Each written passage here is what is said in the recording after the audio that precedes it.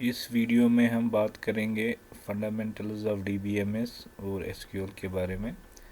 तो इस वीडियो में हम देखेंगे अक्सर जो क्वेश्चंस पूछे जाते हैं बोर्ड के एग्ज़ाम में वो क्या आते हैं और उसका आंसर क्या लिखना है। ये जो वीडियो है मैंने ट्राई की है कि एक्सपेक्टेड क्वेश्चंस जो बोर्ड में पूछे जाते हैं। तो पहला जो इसका सेगमेंट होता है वो होता है वेरी शॉर्ट टाइप क्वेश्चन का। तो अक्सर पूछा जाता है वेरी शॉर्ट टाइप्स में रिलेशन क्या होती है और या टेबल क्या होता है। जो हमारा DBMS है, डाटाबेस मैनेजमेंट सिस्टम, ये एक एब्रिवेशन है जिसमें पूछा जाता है रिलेशन, टेबल का दूसरा नाम। जो टेबल हमारे पास होता है, टेबल तो उसके पहले वीडियो में मैं आपको बता चुका हूँ। टेबल ऐसा डेटा रिप्रेजेंट करता है जो रोज एंड कॉलम्स में होता है। उसका दूसरा नाम यहाँ पर DBMS में रिलेशन कहते हैं। A relation or table contains one or more data categories in columns, या आप उसको फील्ड बता सकते हो या एट्रीब्यूट्स बता सकते हो। जो टेबल होता है या रिलेशन होती है तो उसमें एक तो कॉलम होता है, ठीक है। तो कॉलम का दूसरा नाम हम उसको फील्ड भी कहते हैं या एट्रीब्यूट भी कहते हैं। कभी इस तरह भी क्वेश्चन पूछा जाता है कि डिफाइन द एट्रीब्यूट, एट्रीब्यूट होता क्या है। तो ये जो टेबल होता है उसमें एक कॉलम्स होते हैं जिसको हम फील्ड भी बताते हैं और यार एट्रीब्यूट्स भी बताते हैं। उसका नेक्स्ट पार्ट जो रो होता है, क्योंकि जब डेटा है रोज एंड कॉलम्स में, रो का जो दूसरा नाम है DBMS में उसको रिकॉर्ड भी बोलते हैं या उसको टपल बोलते हैं। वेरी शॉर्ट टाइप क्वेश्चन में कभी पूछा जाता है व्हाट इज अ टपल।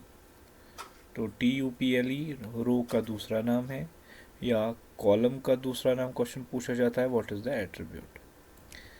ये जो रो होता है that contains a unique instance of data.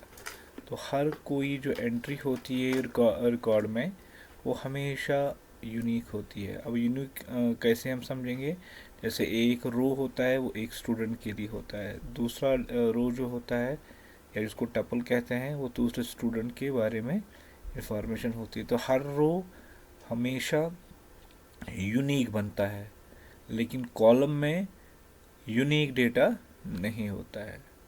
जैसे हम एक कॉलम ले लिए सब्जेक्ट, तो बहुत सारों का इंग्लिश होता है, बहुत सारों का केमिस्ट्री होता है सेम। तो हमेशा ये जो कॉलम का डेटा होता है वो बहुत सारे जगहों पर सेम होता है, और लेकिन जो टपल होता है या जो रो होता है उसमें हमेशा जो डेटा होता है बहुत सारी जगहों में वो हमेशा यूनिक होता है। तो यूनिक को हम क्या बोलेंगे, जैसे for example roll number 1, roll number 2, roll number 3, roll number 4, और सबका रोल नंबर हमेशा यूनिक होता है। दूसरा क्वेश्चन जो अक्सर पूछा जाता है, आप बताओ डेटाबेस में रिलेशनशिप क्या होता है। तो अक्सर हम क्या करते हैं कि डेटाबेस में जो डेटा होता है किसी की एंटिटी के बारे में, एंटिटी मीन्स ए पर्सन।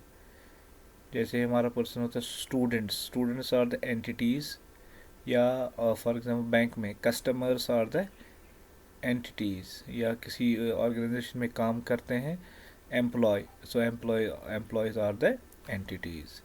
तो हम क्या करते हैं, अगर कोई एंटिटी होती है तो उसका जो डेटा होता है हम बहुत सारी टेबलों में या एक से ज़्यादा टेबलों में उसको सेग्रीगेट करते हैं या डिवाइड करते हैं।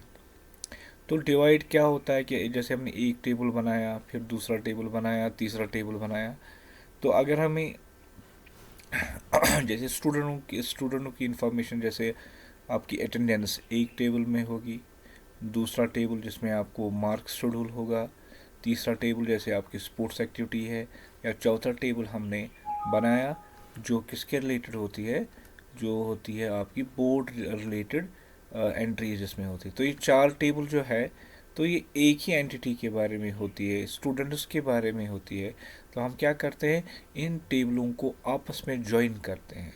तो जो कोई भी इंफॉर्मेशन हमें स्टूडेंट के बारे में मिलनी होती है तो हम उसको अलग अलग टेबलों से भी डिस्प्ले करा सकते हैं। तो उसको हम क्या बोलते हैं, उन टेबलों को आपस में ज्वाइन करवाना या लिंक कराना। तो ये तो सारा लॉजिकल होता है, कोई फिजिकली टाइप नहीं होती है, हम इसको साथ कोई रस्सी नहीं जोड़ते हैं। तो इसको हम बोलते हैं फिजिकली कनेक्शन नहीं होता है, बल्कि लॉजिकल कनेक्शन होता है। क्या, इस रोल नंबर का डेटा दूसरे टेबल में होता है, इसी रोल नंबर का जो डेटा होता है वो तीसरे में होगा, या इसी रोल नंबर का जो डेटा वो चौथे टेबल में होगा। तो उसको रिलेट कराने के लिए या रिलेशनशिप बनाने के लिए, रिलेशनशिप को हम ज्वाइन भी बोल सकते हैं, ज्वाइन कराने के लिए हमारे पास लॉजिकल लॉजिकल क्या बोलते हैं, लॉजिकल कनेक्शन इसके साथ होता है, जिसको हम डेटाबेस की लैंग्वेज में रिलेशनशिप बोलते हैं। तो उसके लिए नेसेसिटी है, जो मेन टेबल हो है उसमें एक लॉजिकल कनेक्शन बन जाता है। तो उसके लिए हमें एक कॉलम बनाना पड़ता है, जिसको हम प्राइमरी की बोलते हैं। और जिस टेबल को कनेक्शन कराना है, उस टेबल के अंदर एक कॉलम होना चाहिए, जिसको हम फॉरेन की बोलते हैं। तो अगर आपने बाकी इस वीडियो देखेंगे तो मैंने आपको वहाँ पर भी समझाया है कि फॉरेन की क्या होती है, प्राइमरी की क्या होती है। सो रिलेशनशिप, अगर आपको बहुत सारे टेबल्स है, लॉजिकल रिलेशनशिप या उनको आपस में ज्वाइन कराना है, ठीक है, तो उसके लिए एक टेबल में प्राइमरी की होनी चाहिए, प्राइमरी की कॉलम होना चाहिए, और जिसके साथ हमें कनेक्शन कराना है, लॉजिकल कनेक्शन करना, उसके लिए फॉरेन की वाला कॉलम होना चाहिए। So relationship in database is a situation where there is a logical association. तो ये आपको रखना है याद कि ये लॉजिकल होता है, फिजिकल कनेक्शन नहीं होता है बिटवीन टू और मोर database tables. In database, a relationship exists between two tables. When one of them has a foreign key, एक टेबल में फॉरेन की होगा, that refers, जो मेन टेबल के साथ रेफर करता है।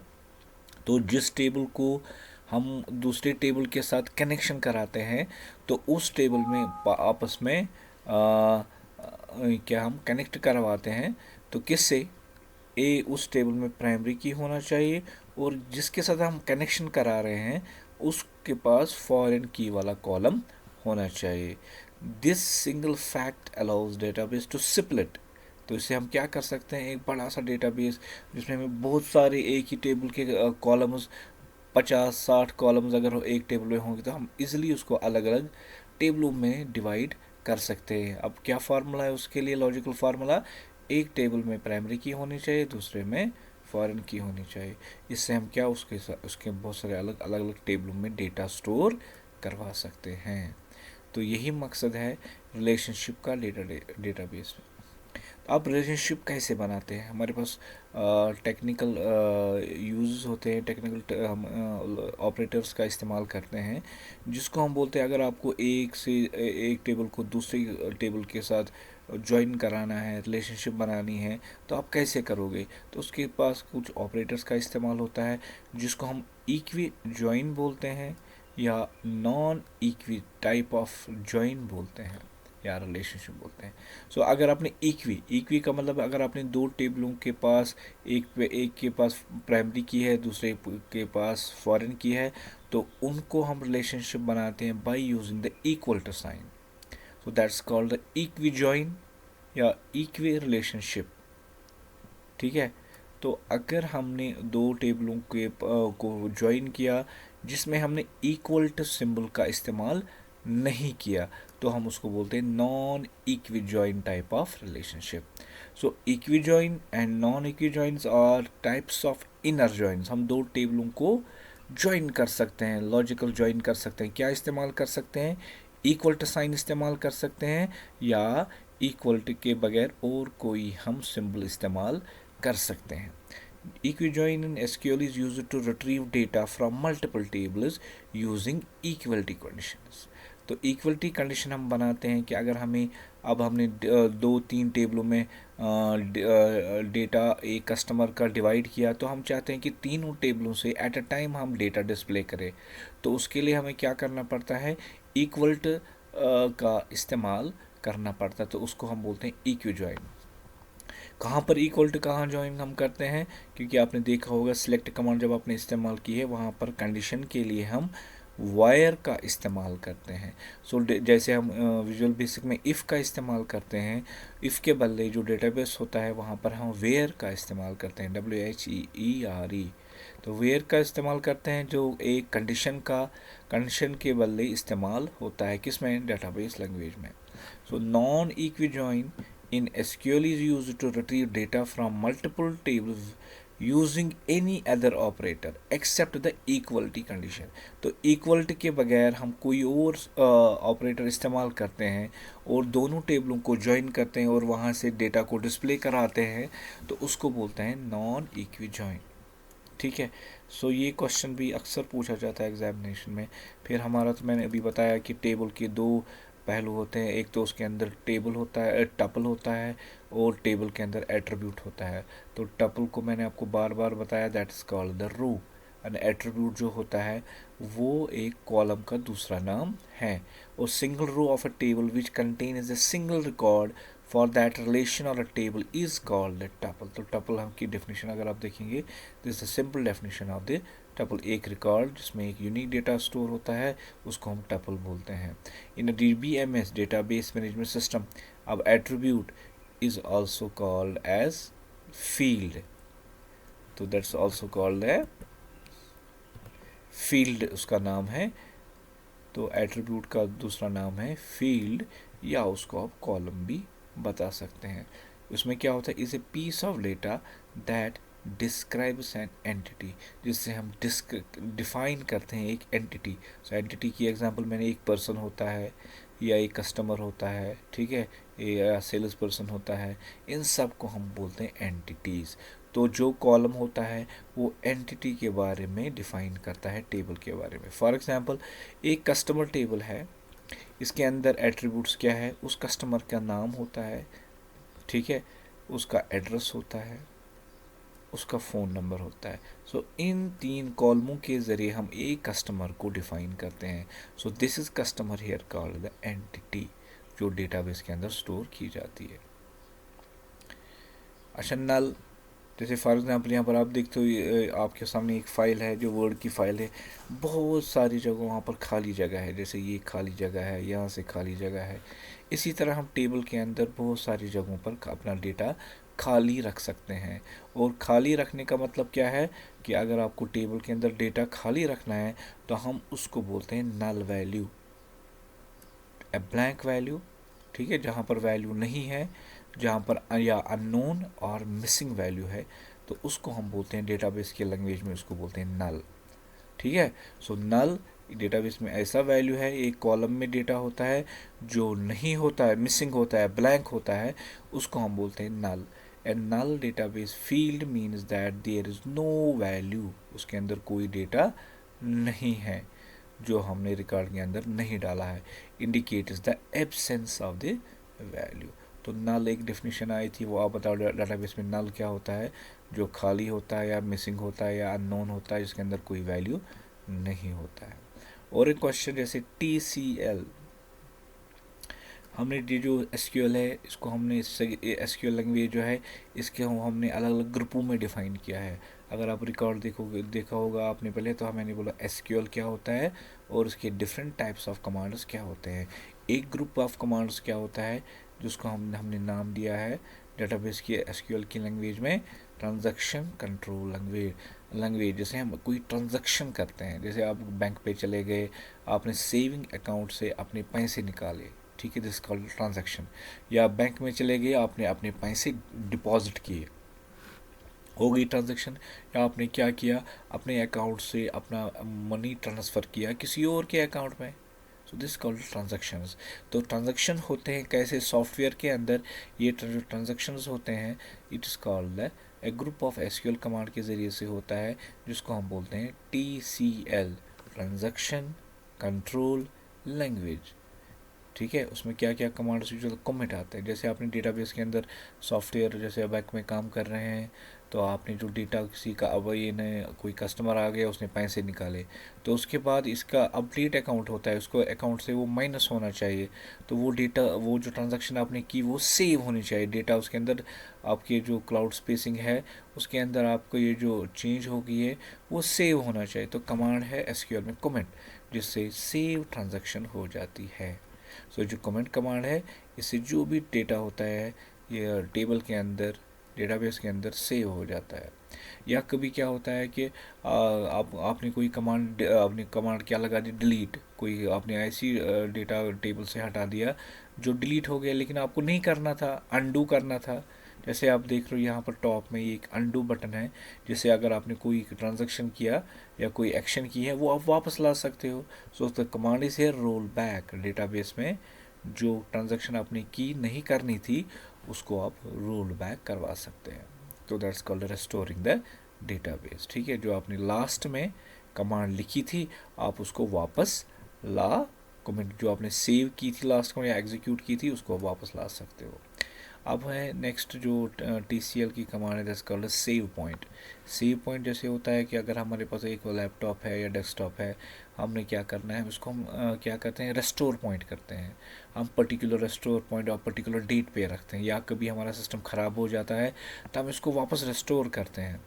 तो उसको हम बोलते हैं, हम बहुत सारे रेस्टोर पॉइंट्स क्रिएट कर सकते हैं।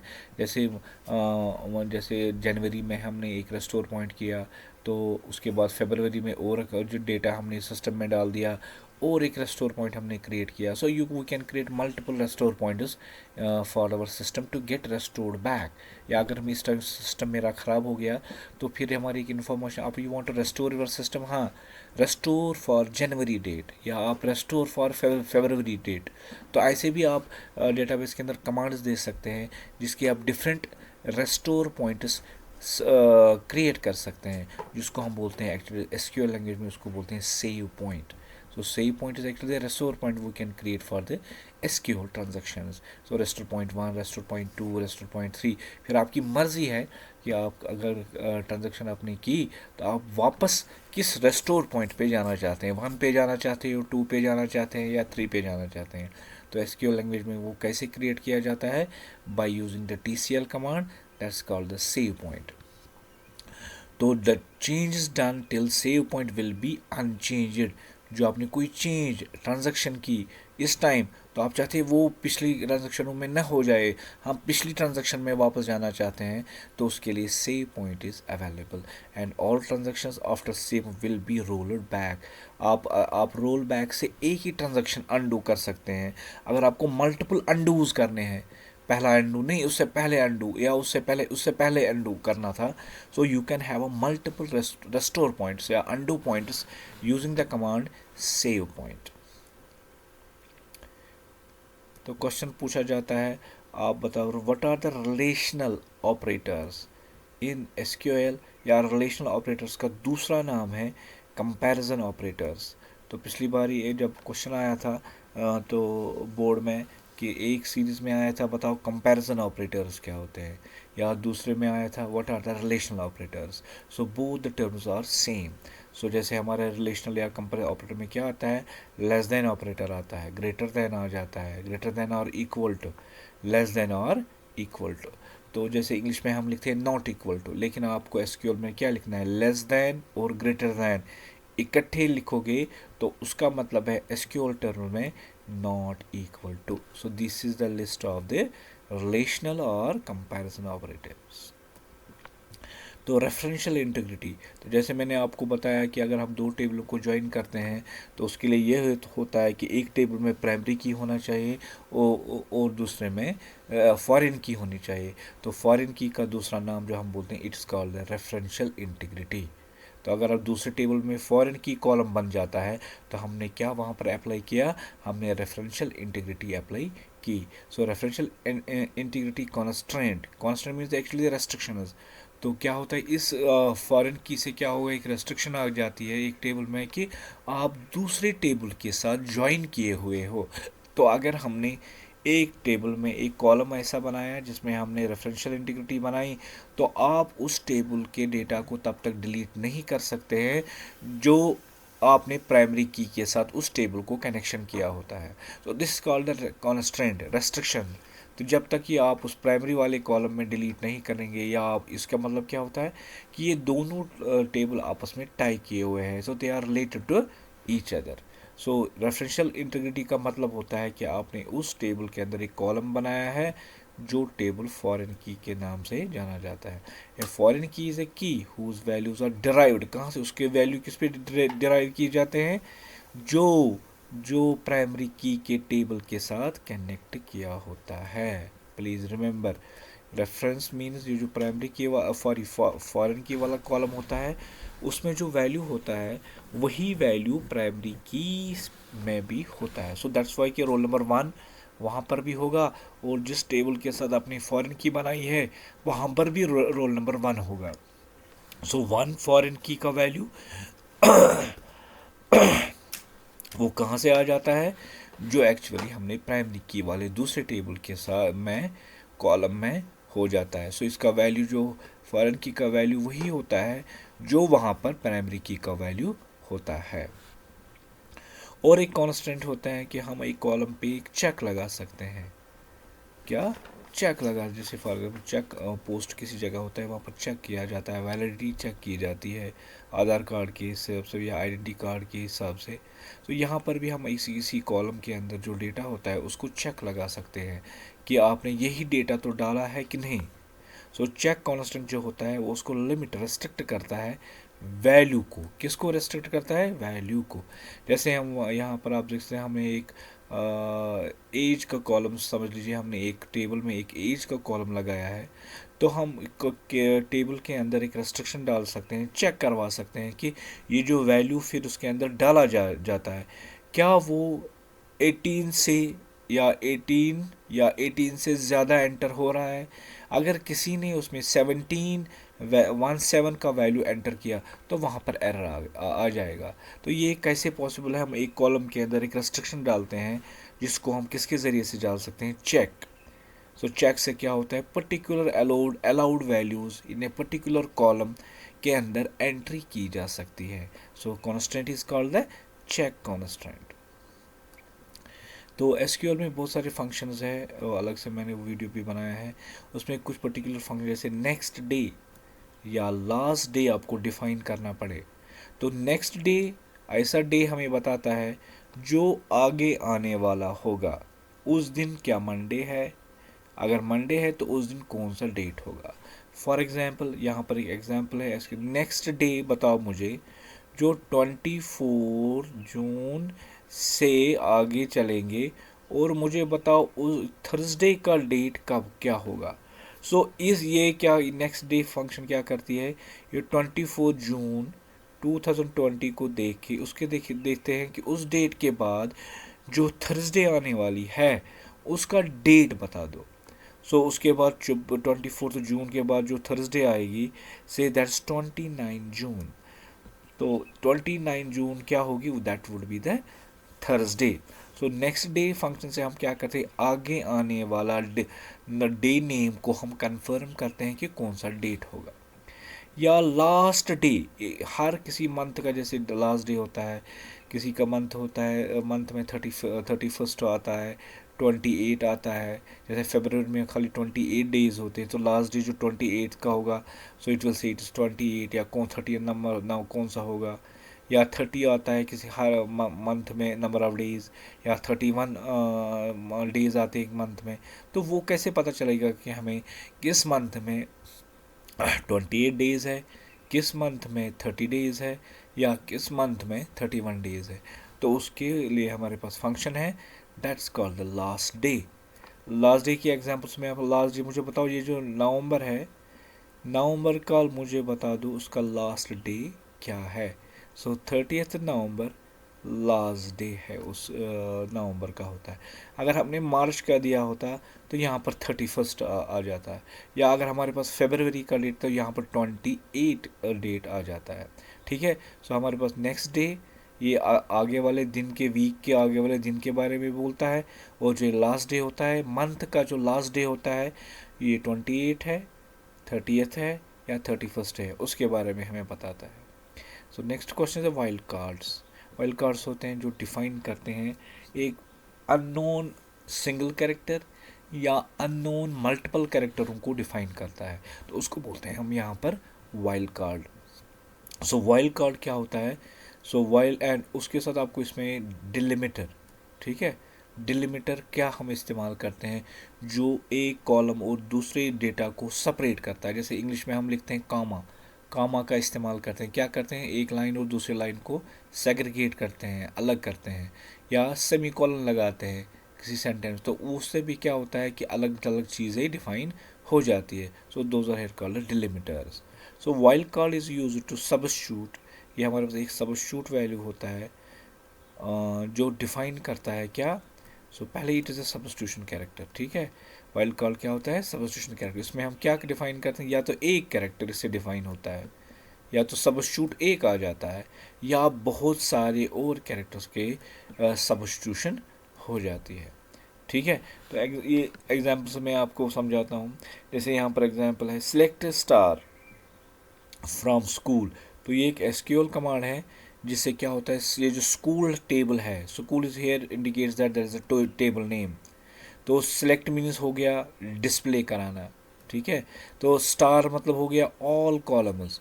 तो I am telling here with the help of SQL कि मुझे सारे कॉलम्स डिस्प्ले करा दो, ठीक है। कहाँ से डिस्प्ले कराएगा, कहाँ से, फ्रॉम, उसके बाद एक टेबल का नाम, जो आपने टेबल ऑलरेडी बनाया होगा से, तो उस टेबल का नाम है स्कूल, ठीक है। तो सारे कॉलम्स किससे डिस्प्ले हो जाएगा, अगर हम खाली इतनी कमांड दे देंगे तो हम लिखेंगे सिलेक्ट स्टार फ्रॉम स्कूल, इसका मतलब show me the your display all the columns of a table named as school. उसके बाद हमने लगा दिया where, WHERE, it is called here the condition. जैसे विजुअल बेसिक में इफ़ का इस्तेमाल करते हैं, एसक्यूएल में हम यहाँ पर वेयर का इस्तेमाल करते हैं। तो हमने उसको बताया एक कॉलम वेयर, एक कॉलम जिसका नाम है स्टूडेंट नेम, ठीक है। जैसे टेबल का नाम है स्कूल, उसके अंदर जो कॉलम है या एट्रीब्यूट है या फील्ड है उसका नाम है स्टूडेंट नेम। तो उसके अंदर जो भी स्टूडेंटों का नाम होगा वो ए से स्टार्ट होना चाहिए। तो मुझे वो नाम डिस्प्ले करा दो तो जिसका नाम, स्टूडेंट का नाम ए से स्टार्ट होता है। ए के बाद कुछ भी हो वो कोई गर्ज नहीं है, लेकिन उसका जो पहला कैरेक्टर होना, पहला कैरेक्टर क्या होना चाहिए, ए। तो this is what we call the percent. Percent means उसके बाद एक कैरेक्टर, ए के बाद एक कैरेक्टर हो या बहुत सारे कैरेक्टर्स हो, वो डिस्प्ले हो जाए। तो हमने क्या किया यहाँ पर, लाइक से हम रेस्ट्रिक्शन करते हैं कि बहुत सारे ऐसे मुझे स्टूडेंट का नाम चाहिए जिसका नाम ए से स्टार्ट होता है, ठीक है। सो this is called the percent. Percent represents या तो ए उसके बाद कुछ नहीं होगा या बहुत सारे कैरेक्टर्स उसके बाद होगा। जैसे आसिफ, ए के बाद है SIF, जैसे तीन कैरेक्टर्स। सो परसेंट से एक कैरेक्टर, ज़ीरो कैरेक्टर भी डिफाइन होता है। जैसे ए किसी का नाम होगा, बस ए और उसके बाद आगे कुछ नहीं होगा, ठीक है। या किसी का नाम, ए के बाद बहुत सारे नाम के कैरेक्टर्स होते हैं, तो वो हम किसे डिफाइन करते हैं, percent. So percent is a wild card that defines a zero character और मल्टीपल कैरेक्टर, ठीक है। सो ए वाले सारे के नाम डिस्प्ले हो जाएंगे। अब दूसरा वाइल्ड कार्ड हमारे पास है underscore. Underscore means a single character. It represents only a single character. Noted कि ये जो अंडरस्कोर होता है इससे एक सिंगल कैरेक्टर डिफाइन होता है, और जो परसेंट होता है ये सबस्टिट्यूट क्या होता है, ज़ीरो कैरेक्टर और मल्टीपल कैरेक्टर्स। सो अंडरस्कोर क्या करता है, जैसे सेम हमने कमांड दी एसक्यूएल की select star from school wire student name like, क्या, अब यहाँ पर हमने बताया ये पहला कैरेक्टर, यहाँ से अंडरस्कोर का मतलब क्या है, पहला कैरेक्टर कुछ भी हो, तो ये कुछ जैसे ए आएगा, बी आएगा, सी नाम आएगा, डी आएगा, लेकिन उन नामों में जो सेकंड कैरेक्टर होगा वो आर से स्टार्ट होगा, ठीक है। सो सेकंड कैरेक्टर क्या होना चाहिए, सेकंड, जैसे ARIF, आरिफ, ए कुछ भी, एक ए होगा, बी होगा, सी होगा, इट डजेंट मैटर, लेकिन जो दूसरा कैरेक्टर इसका होगा वो हमेशा आर होना चाहिए।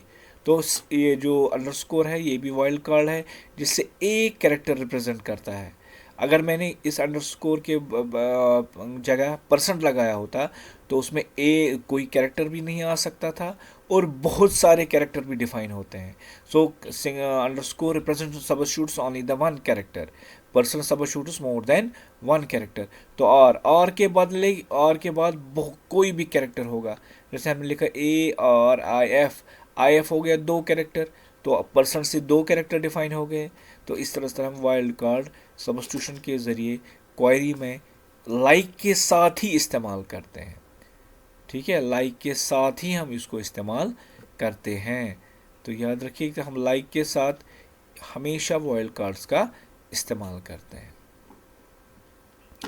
So delimiter is a character in SQL which is used to separate the data items in a database। अब नेक्स्ट क्या है हमारे पास, डिलिमिटर, सेपरेशन, जिसमें मोस्टली दो चीज़ आते हैं, ये तो कामा आता है और या तो सेमीकोलन आता है। आपने देखा होगा एसक्यूएल में जब भी हम कोई एसक्यूएल कमांड लिखते हैं तो लास्ट में जब एंड होता है हम सेमीकोलन लगाते हैं, लेकिन इंग्लिश में आप देखेंगे हर किसी जब हमारा सेंटेंस कंप्लीट होता है फिर हम फुल स्टॉप या स्टॉप का इस्तेमाल करते हैं। हाँ, अगर हमें दो कंटिन्यू, जैसे यहाँ पर आप देखते हैं हमने लिखा वेयर कर, उसके बाद हमने कामा इस्तेमाल किया, कामा एक सेपरेशन के लिए इस्तेमाल हो जाता है। So those are here called delimiters. तो जो एसक्यूएल के दो डिलिमिटर है, हमारे पास दो डिलिमिटर्स है, one is the comma, second is the semicolon. तो ये क्या होता है, it is used for to separate the data items in a database. इससे हम अलग अलग डेटा आइटम्स को सेपरेट करते हैं। These are called delimiters. अच्छा, बाय डिफ़ॉल्ट जब हम एसक्यूएल की बात करते हैं, जब हम टेबल क्रिएट करते हैं with the help of create command, लेकिन एसक्यूएल हमें प्रोवाइड करता है एक ऐसा टेबल जिसका नाम ड्यूअल है, DUAL।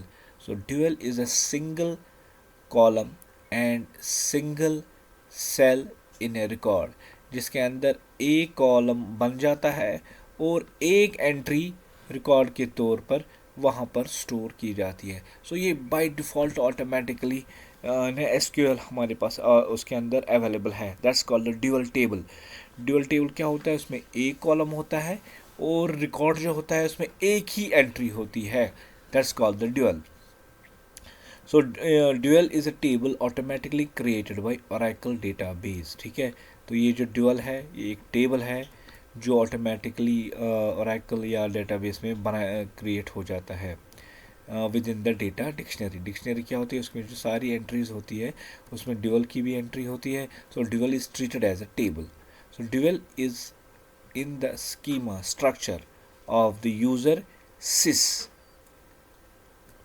ये किस, जैसे हमने अपना एक यूज़र बनाया, जैसे हमने अब आसिफ सर का यूज़र एक बनाया, जैसे आप ईमेल बनाते हो, लॉगिन आईडी का बनाते हो, हर कोई जो इस्तेमाल करना होता है उसका अपना अपना लॉगिन आईडी और पासवर्ड होता है।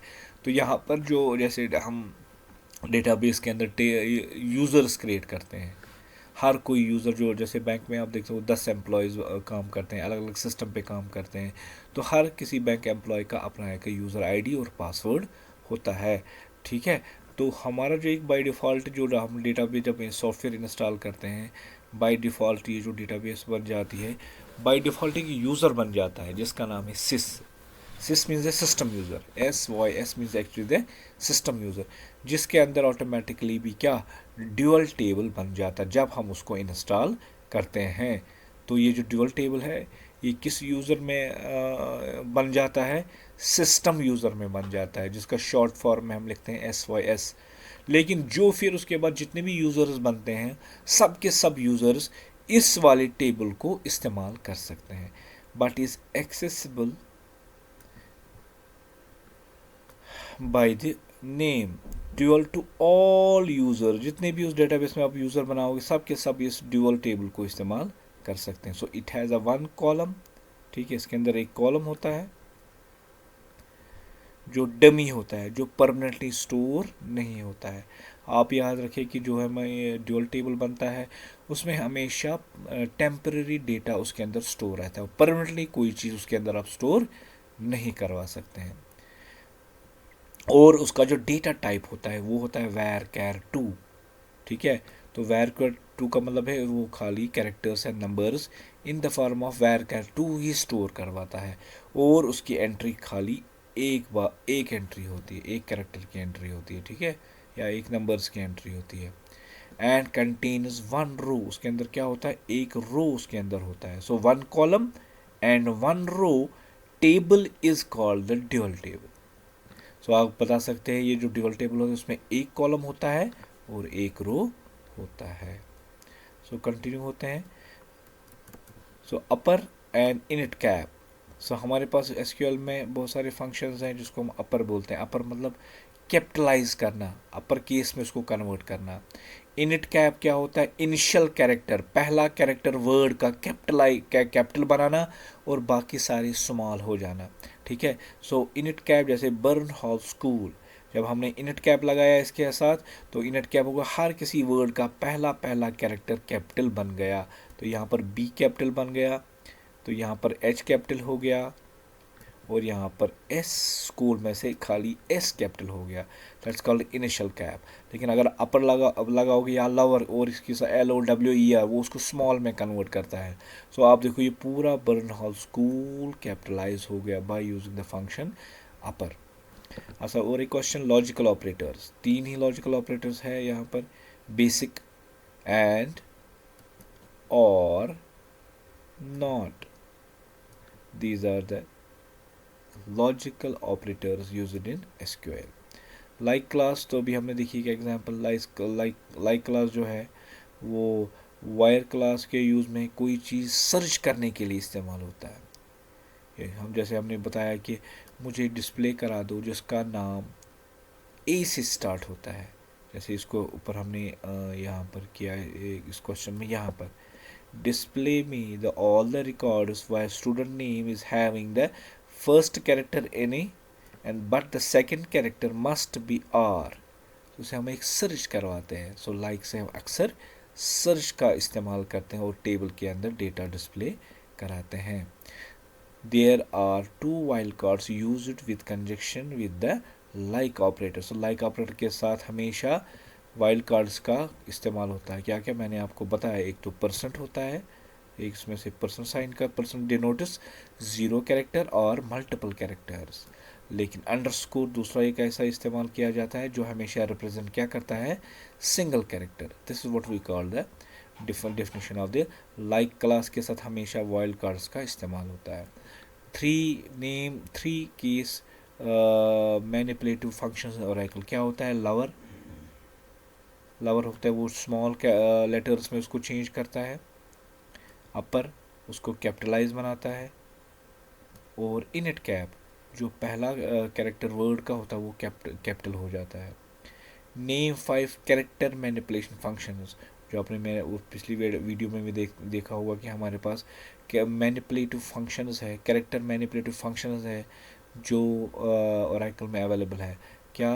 कॉनकैट, लेंथ, सबस्ट्रिंग, इंस्ट्रिंग, ट्रम और the character manipulative SQL functions. ये मैंने उस वीडियो में भी आपको समझाया था इनका यूज़ इस्तेमाल, तो बाकी वीडियो में आप इसको वहाँ पर डिफ़ाइन कर सकते हैं।